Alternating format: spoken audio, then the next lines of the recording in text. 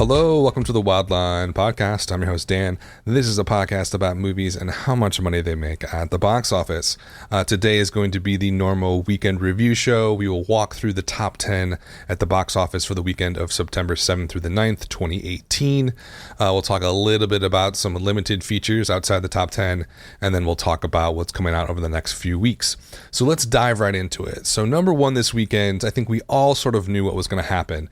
This is the kickoff of the fall season. The last Monday was Labor Day, so that shut down the summer season. If you haven't listened, I did do a summer recap last week that I posted, and then I also did a fall preview, which I think was either 2 weeks ago or 3 weeks ago, can't even remember. But I walked through all the new movies that were coming out over the fall, and The Nun was one that I sort of picked out and said, hey, this thing's going to do really, really well. And my expectation for The Nun was that it was going to do about 45. Now, keep in mind, sort of the consensus on the nerds, I should say, was about 26-30. And that was a few weeks ago. When tracking started to edge its way up into the 30s and then a little bit higher, almost into the 40s, by the time you got to this week, industry tracking was saying, wow, this thing's going to pop right into the 40s, maybe into the 50s, and it even exceeded that. So The Nun was number one this weekend with an estimated 53.5 million, and my expectation is that's going to go up probably to 54 by Monday when the actuals come out. So a huge performance here from the Warner Brothers film, part of the Conjuring sort of cinematic universe, which I kind of call an accidental cinematic universe. I don't think when they made The Conjuring that they thought it was going to spawn, what is this now, the fourth sequel in that world. I think they just thought they were making a really cool, interesting horror film, and it did so well. And not only did well when it was released, but did well on VOD and home video. It's kind of already become a little bit of a horror classic, just because of how well it was done. And now it's spawned this whole cinematic universe. And The Nun, the crazy thing about The Nun is that it's not even necessarily tied into, directly tied into the Conjuring series. There's like there's a little small connection there with that character, but The Nun doesn't really play a huge prominent part of The Conjuring 2. It plays a little bit more of a part in Conjuring 2, but it's just sort of like this really spooky nun. Like, how would you make a movie out of that? Well, they found a way. And it's been very successful. And this performance is very surprising to me. And I was the type of person who was saying, hey, it's going to do way above what people are expecting. And it even blew my expectations completely out of the water. So let's put this in a little bit of a context here. It's the fourth biggest horror opening ever. I believe Deadline, they sort of listed out the other big horror openers. You had, let's see, World War Z, you had Hannibal. I think there was another one that I'm missing, but it's in the top four. And that in and of itself, it completely blew any of the other Conjuring series movies out of the water. And if you look back on the Conjuring series pretty quickly here, the original opened in July 2013. It opened at $41 million, which is still the biggest opener of that series up until now. Great summer horror movie, and like I said before, it's kind of become a little bit of a classic already, and it's only been 5 years. That went on to gross $137 million. Let's see, then Annabelle came out the year after that. God, I forget how close those were together. I thought they were like years apart for some reason. I don't know why. But Annabelle came out in October 2014. Of course, this is the doll that was introduced in The Conjuring. So that movie was all about that doll, but not even like really the origin story. The origin story comes later. It was just sort of a sequel. A sequel / prequel. I guess it was a prequel. This whole universe is very confusing at this point. But Annabelle does well. It opens at $37 million in October 2014, closes out at 84. Not a good multiplier at all. People did not like that movie very much. Conjuring 2 comes out 2 years after that in 2016. Opens up at $40 million and closes out at 102. So a pretty good performance. And then Annabelle Creation really surprised last year. It opened up in August of 2017, really in the doldrums. Opened at 35, which kind of blew my mind, especially opening on that weekend of August 11th. Closed out at 102, very similar number to Conjuring 2, which is super surprising. You know, think about Animal Creation, that was like a prequel to a prequel, if that makes sense. And so The Nun, I don't even know when I guess The Nun takes place in the 50s or 60s. I guess it's like a post-pre-prequel movie. The Nun's a little bit more tied to the Conjuring series than Annabelle, but it is part of that whole universe. So right now, The Nun is the number one opening film in the series. There are some kind of warning signs that the multiplier is not going to be fantastic. The cinema score is a C, which, you know, Deadline notes here, well, you know, audiences are normally a C is horrific, and it's absolutely a terrible score. But Deadline basically says, well, people are a little bit harder on horror films. Yeah, that may be true, but like, this is the Conjuring series. The Conjuring movies both got A minuses, I think. What did Annabelle got? Probably like in the B's. So this is significantly worse than any other movie in the Conjuring series in terms of how that opening night audience reacted to it. 29% Rotten Tomato score, 52% Rotten Tomato audience score. So I know we got to take it with a grain of salt, but that does sort of indicate that like people have not really liked this movie all that much. And the sort of anecdotally what I've read from the people online and just posting their reactions, it just sounds like it's not a very good movie.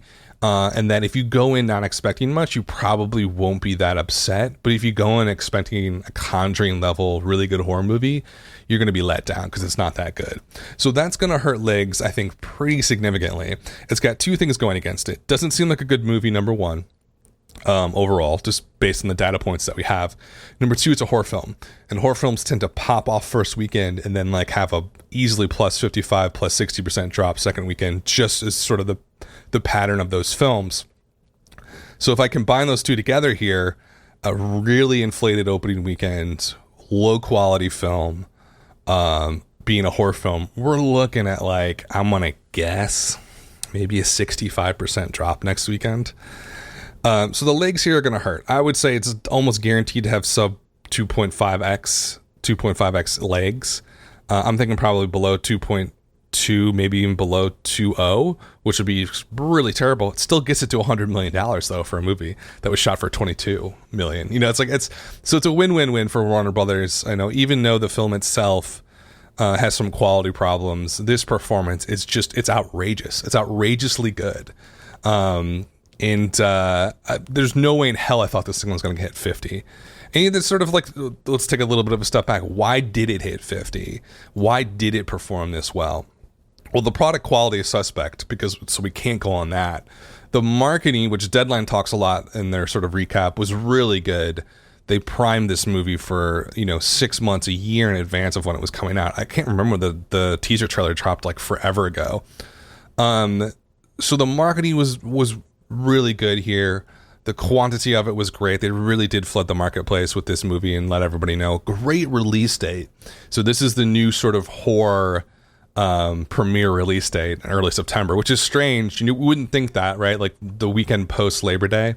But ever since last year, it did that, well over $100 million opening weekend. This has become, it's going to be a hotspot now. You'll see that pattern happen pretty often, where a weekend or a month is sort of seen as maybe quiet, or you can't really release a huge movie then. I think a really good example would be like mid-February with Deadpool. When that was coming out, it just seemed like, why are you releasing a comic book movie in the middle of February? It's not the right time. Like maybe March, but definitely more summer releases if you wanted to do well. But Deadpool did so fantastic and exceeded all possible expectations that it changed that weekend moving forward. And then like Valentine's Day became a much bigger weekend than it was 10, 15 years ago. And even Black Panther and stuff like that this year. So I think that's what's happened with this first weekend after Labor Day. You would think that Labor Day, the holiday, might have been popped off more, but it's always been a pretty quiet holiday, surprisingly. It's not like a July 4th. It's not like a Christmas holiday or anything like that. It's like one of those milder holidays where for some reason people just don't go to the movies. I think maybe they're just enjoying the last gasp of summer. But from now moving forward, I think there's always going to be a horror movie opening this weekend. Next year, it too comes out on this weekend. And I think just moving forward, probably the next 3 or 4 years at least, it's going to keep happening until a horror movie on this weekend really stumbles. And then they'll stop, essentially. They're going to keep going until it doesn't work anymore. But Nun sort of kicks off the second year in a row where we've had a massive horror movie open on this second weekend, post Labor Day weekend in September here. In terms of another reason why this thing has done so well, it's timing, it's marketing. I think a lot of it has to do with the goodwill that the Conjuring movies and the Annabelle movies have built up. You could say, yeah, there's quality problems with Annabelle, but I thought it was actually pretty good. I've seen all these movies multiple times. From my viewpoint, The Conjuring's still the best film in this series by far. Annabelle's decent, especially the first hour. I did not enjoy Conjuring 2 all that much. I thought it was really muted, needlessly so. It did not have the whimsy and magic of the original. And Annabelle Creation I thought was pretty serviceable.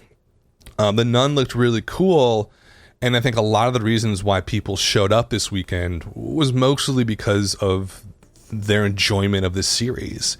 And it does have that sort of MCU feel to it. Like, if you enjoyed any aspect of The Conjuring, which most horror fans did, and you saw Annabelle and you saw Conjuring 2 and Annabelle Creation, you're probably going to show up for this because you feel like it's a part of the broader story that you want to fill out.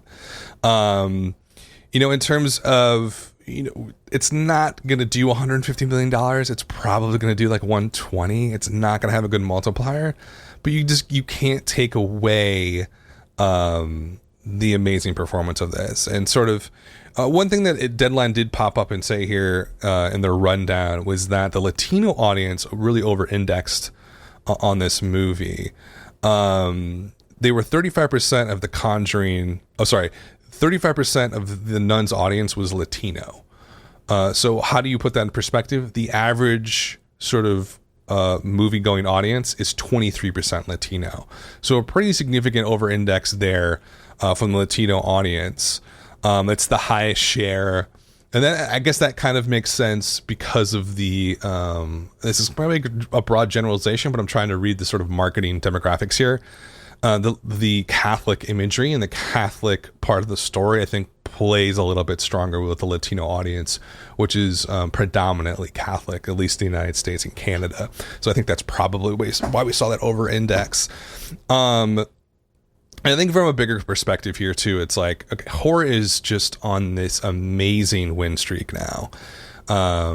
And you kind of have to wonder if it's not going to keep sort of booming this way. There's always been horror films around, don't get me wrong. It's been a popular genre since, the start of film, essentially. But in the last few years, especially when we look at last year, and I'm looking specifically at the performance of Split, Get Out, and of course it has sort of ratcheted up to a higher tier at the box office. And, we usually have a lot of horror films coming out every year. They do okay. They're shot for like less than 20 million.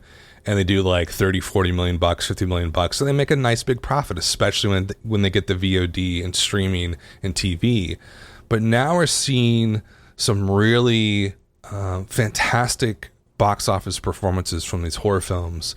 And the studios are going to continue to pour more money into that genre and give them bigger budgets. And I think this is one of the big takeaways I had from it last year, is that what sort of changes are we going to see at the box office because of this?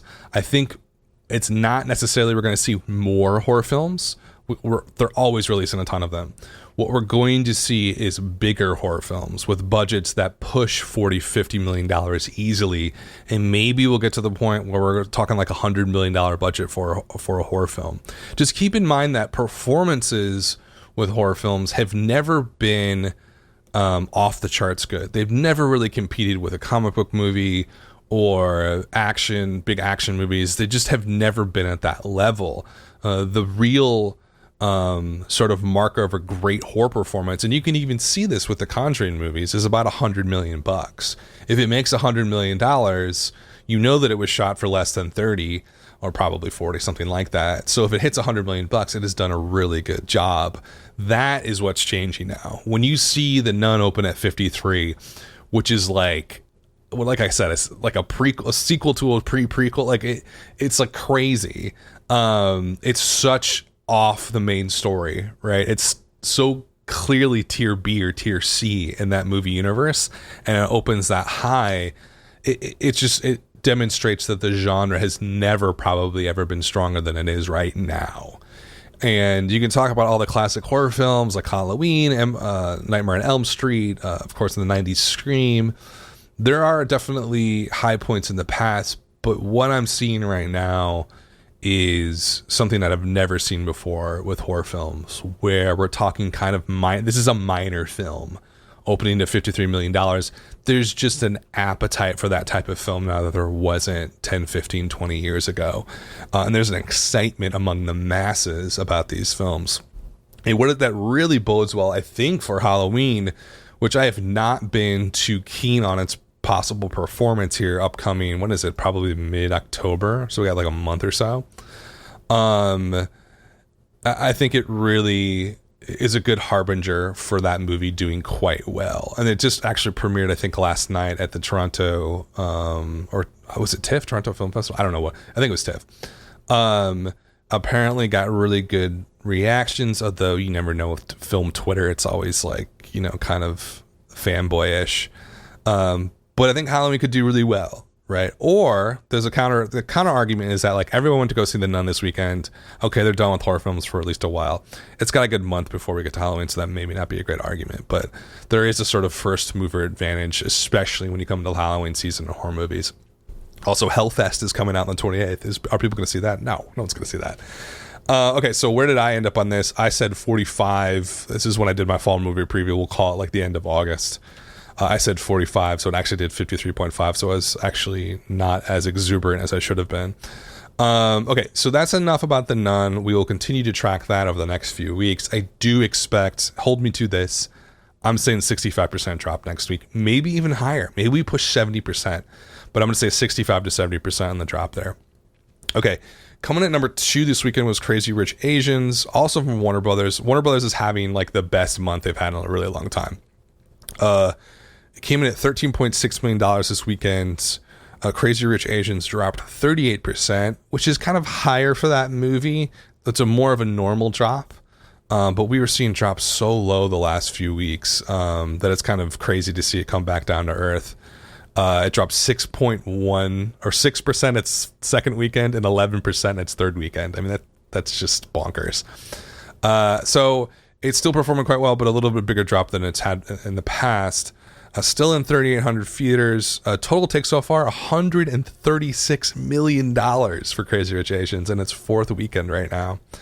Per theater average is still a pretty strong $3,500. One of the best stories of the summer, one of the best stories of the year so far. And it's cool to see a movie do this well. There's certainly the sort of the aspect of it in terms of it giving a platform for Asian actors and Asian sort of production people and directors.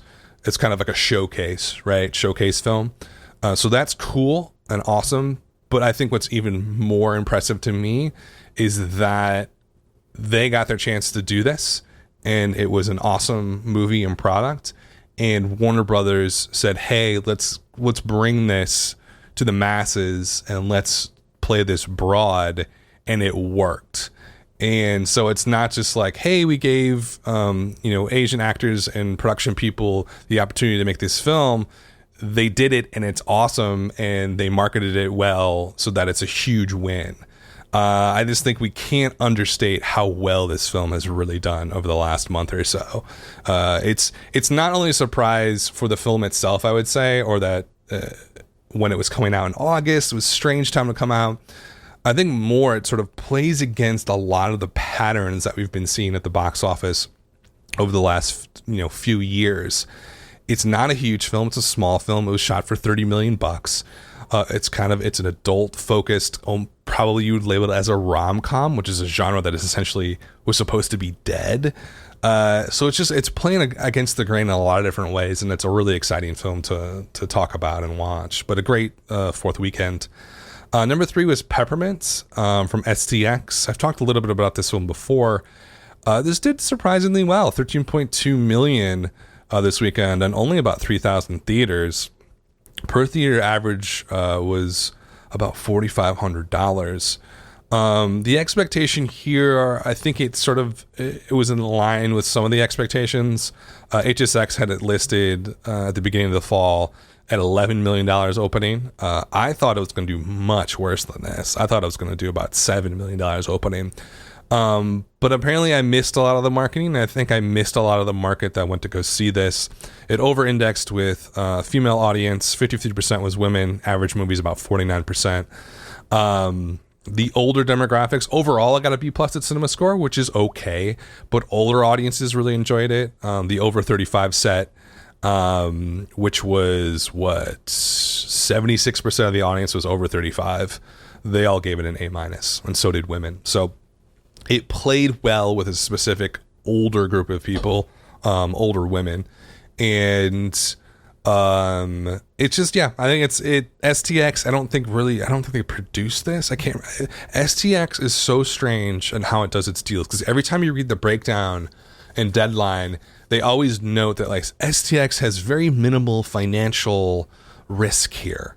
Right. And that's like every movie they do. So I don't know if they're like playing the game in a different way than other studios.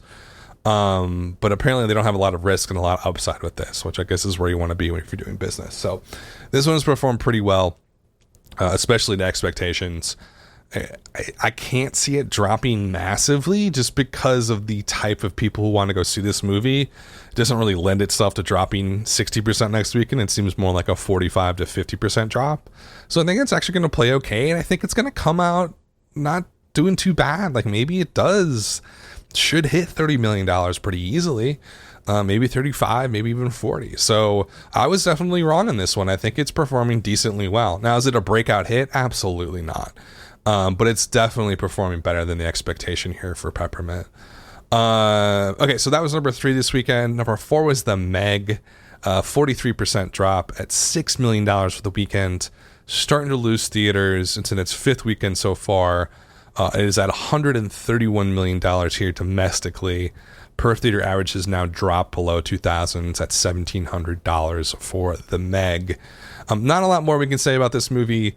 Another home run from Warner Brothers. They've had 3 home runs this last month so far. And now this one cost a ton of money to make. It's probably more in the small profit, break-even territory. But it could have been a disaster story for Warner Brothers, and they really escaped a bullet here. But it's that whole like quiet August, and I talked about this on the summer review. This August was it was a typical August, but it felt really strong compared to last year, which was just a barren desert. And The Meg was just a perfect August movie, a throwaway, over-the-top shark action horror film that plays well overseas. And like by the time it gets to August, people are like, I don't give a shit anymore. I'll see whatever. And it's just one of those movies, especially like growing up. This is like the typical August movie. Okay, so that was number 4. Number 5 was Searching, a movie I talked a lot about. It actually caught last week. It's really good. I've absolutely enjoyed it. I knew that I would. So Searching from Sony Gem did 4.5 million, a 25% drop, really good drop. Added 800 theaters. So it's kind of at like a weird 2,000 theater mark, which is like wide, sort of wide, but not super wide, not a normal wide release. The problem here, unfortunately, that I'm seeing is per theater average is way too low. Per theater average is at $2,200. It now sits at 14.3 million. And I think that the theme of it seems it's a thriller, but it kind of seems almost like a horror film. I think The Nun really gave this one the knockout punch. Unfortunately, I had thought that it was going to open a lot bigger than this. Unfortunately, I had predicted like a $9 to $10 million opening, but that was from like a 3,500 theater wide release, and I don't think it's ever going to get there, unfortunately. In terms of overall performance, though, in terms of what it's taken in so far, it has taken in $14 million, which is not bad at all. It is in line with expectations. It's actually ahead of expectation a bit. So it is performing quite well. I thought that it was going to break out, and it doesn't look like it's going to break out, which I think is too bad, because it's a really good movie. It's better than it has any right to be honest with you. It's like a social media thriller. It's just like, it's easily the best one of those films that has existed. But it might have a good sort of second life here on VOD and streaming. Number 6 this weekend was Mission Impossible Fallout from Paramount. 3.8 million, a 46% drop. Starting to lose theaters. It's still in about 2,300 theaters. Per theater average has dropped below $2,000 and is now at $1,600. Total take so far for Mission Impossible Fallout and its 7th weekend is $212 million. The best performance in that series. It did cost a lot to make, though, so definitely going to be in the profit zone. Just not like $400 million in profit, maybe like $100 to $200 million in profit. But a great performance for that movie. Number 7 was Disney's Christopher Robin, 3.1, actually 3.2 million, 39% drop. In its 6th weekend, it has done at $91 million. Kind of a mixed performance for that one. I definitely thought it was going to be a lot bigger than it was. But it's going to hit $100 million, so it's not like a massive flop or anything like that. Operation Finale dropped 49% down to $3 million this weekend. In below, just about 1,800 theaters. Per theater average is $1,700.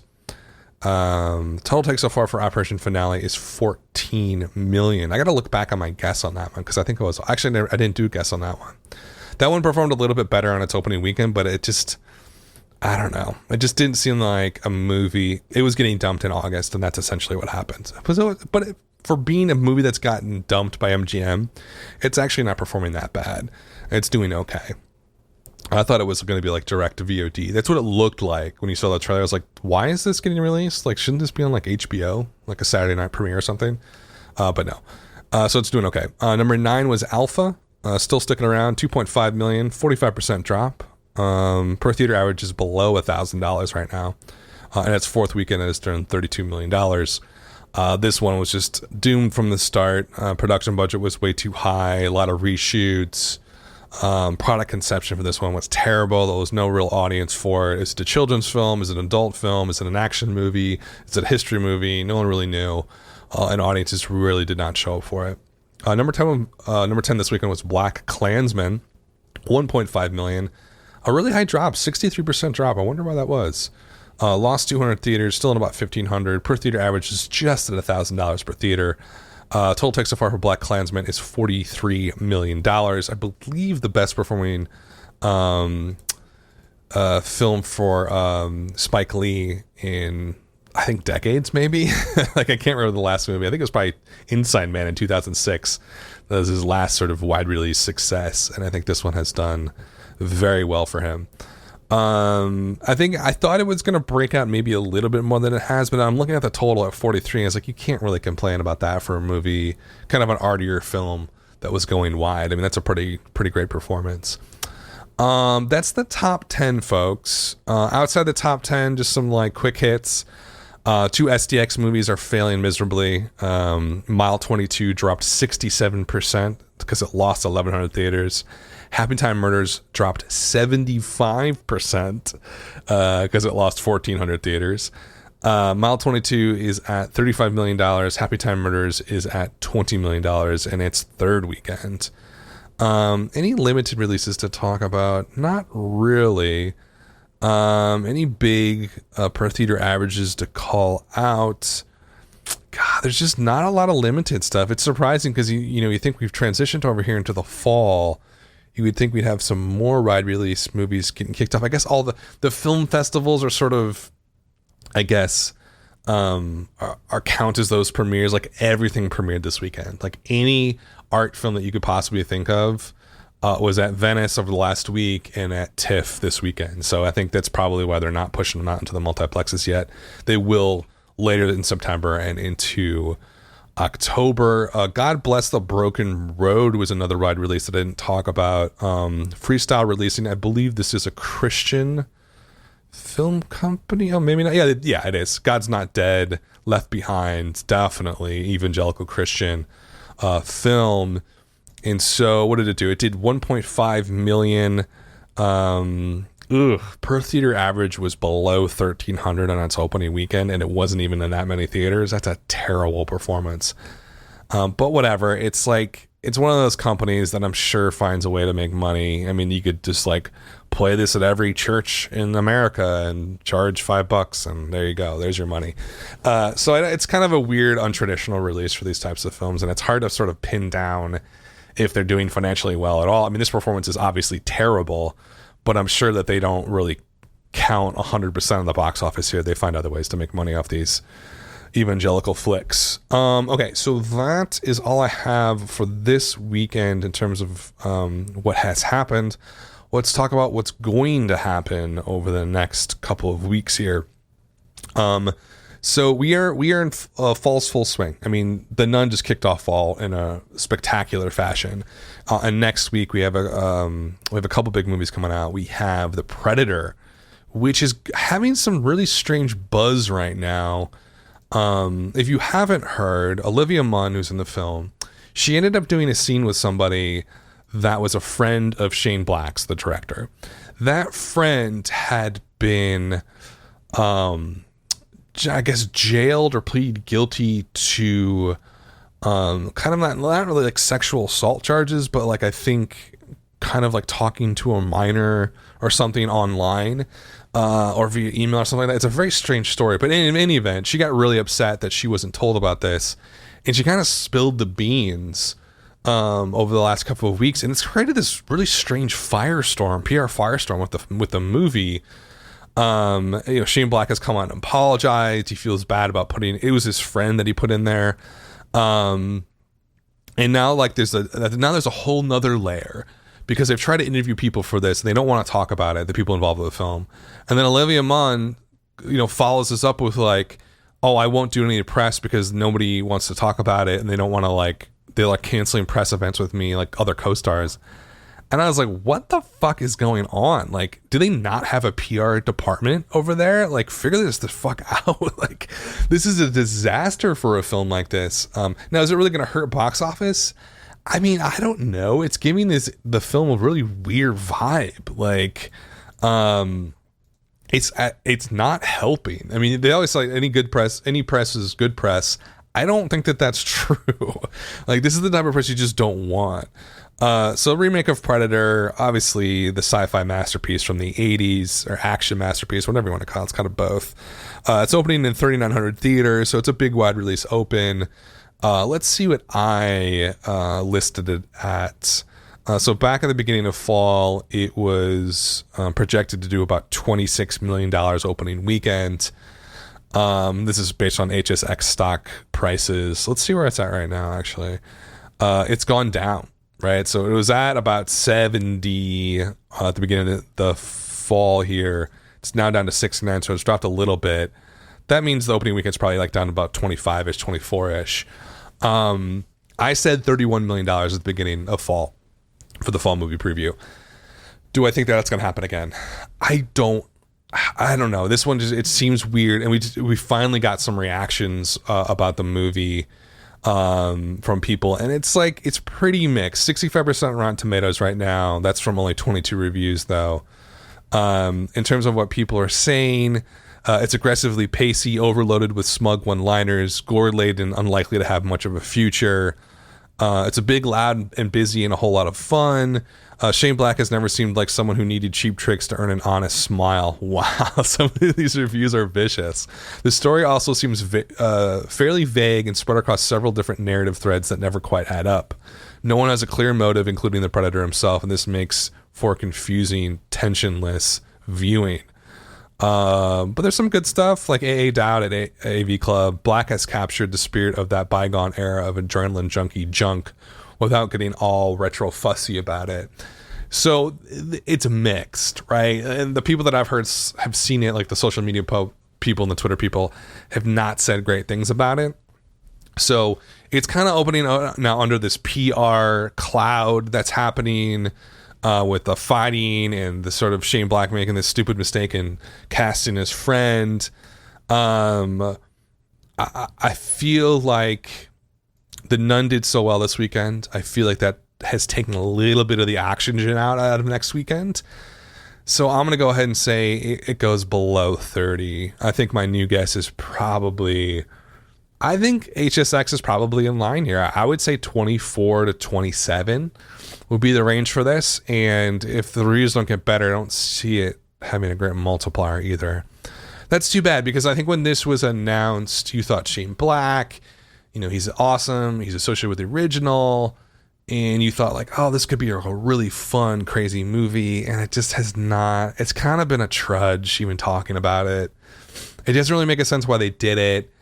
It would have made more sense if it was a completely over-the-top, just crazy version reboot. And it's not that. And when we saw the first trailers, I was like, this looks boring. Like, why did they do this? And it continues to look boring with the other trailers. The final trailer was a little bit better, and they tried to play it up like a Suicide Squad recut. I just don't think it's going to work very well. So I think it's probably like 24 to 27 open at, and probably not have a good multiplier. What else is coming out next weekend? White Boy Rick is opening up on 2,400 theaters. Also, that's from the Alpha Company Studio 8. It's a crime drama. I think it's about a young kid who gets involved in like organized crime. I saw the trailer. It looks okay. I had it listed at, if I can find it, it was projected at $7 million opening. I had it at 3. I think it's premiering at TIFF or something like that this weekend, or the weekend, or maybe it was at Venice. I think it's a non-issue. I don't think it's going to be a big film. I don't think it's going to do that well. Pure Flix, which I believe is Christian movies for the most part, is opening up Unbroken Path to Redemption. That's going to do nothing probably. A Simple Favor is also opening up. Oh wow, I talked about that. It's so, A Simple Favor is one of those movies where I keep talking about it and then I forget what the fuck it is every single time. And it's just one of those movies. It's Paul Feig. It's got Anna Kendrick and Blake Lively. It should be a big opening, and maybe it's going to surprise me next weekend, but I have seen nothing on this movie. It's just like, I have to look it up every time I come across it. Projected at the start of the fall, it was predicted at $13 million by HSX. Essentially, I said it's going to be a little bit higher because of the stars and the director, 14 to 15. But we're a week out, and I have not seen anything about it or heard anything about it. So I'm going to go ahead and say it's going to go a little bit lower than that. I'm saying right now probably like 11. You know what? Let's just say 9. I don't think it's going to do well at all, just because there's not an audience there right now. There's no. It's going to get, it's going to compete with Peppermint. It's like that older female audience, and they're going to be like, it's Peppermint or A Simple Favor. Well, if you know what Peppermint is and you've seen something about it, Jennifer Garner's probably been on TV about it. If you haven't seen anything about Simple Favor, you're going to see Peppermint. So I don't know. I think it's going to flop pretty badly. And that's too bad for everybody involved, because it's a cool director, cool cast, but the marketing here has been atrocious. Lionsgate has no idea what's going on. But I believe it is based on a book, so it might have the book audience show up. So maybe I'm being too negative. That's possible. But I'm gonna say it's gonna flop pretty hard at 9, and watch it open at like 30 next weekend. That's all for the next weekend. And after that, we get into Fahrenheit 11/9, The House with the Clock and Its Walls, Life Itself, which just premiered. Apparently it's absolute schlock, but whatever, that plays sometimes. And then we get into the end of September with Hellfest, which I don't think it's going to do very well. Little Women, I guess that's another remake. Night School, I think, is going to do quite well. And then Smallfoot, which is an animated film. And then we're into October. And the big I know I'm going to say this already. I know that I'm wrong about a movie and have been wrong. A Star is Born. I need to take back everything I said in the fall preview, because apparently I didn't realize that Lady Gaga was the star in it. I thought it was like a Bradley Cooper vanity project. I take it all back. It's going to be massive. It's going to be like just a huge movie, and I totally did not understand what was going on with it. Apparently it's fantastic. Apparently Lady Gaga is amazing. Maybe I'm getting skewed by Trigger Reaction, but it sounds like the greatest film ever made is what people are saying. So what did I guess it was going to do? I'm an idiot. I said $17 million. It's going to do like $60 million opening now. It's probably going to do like 40 to 50, maybe 30. I don't know. It seems like it's going to be a much bigger film than I gave it credit for in the fall movie preview. That's my I'm like preempting myself from being wrong there. So anyway, thanks for listening, guys. I will be back. Probably I won't do a show midweek. I'll probably do one next weekend. Thanks for listening. This has been the Wildland Podcast.